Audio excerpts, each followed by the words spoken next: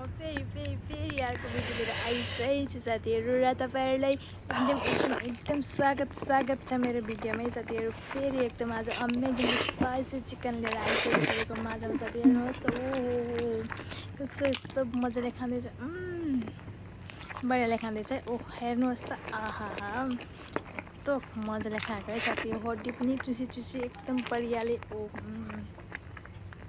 देख्दै माने गएर पनि भइसक्यो। यस्तो दामीले खाँदैछ है साथीहरू, हेर्नुहोस् त। ओ माई गड, बढिया दामी।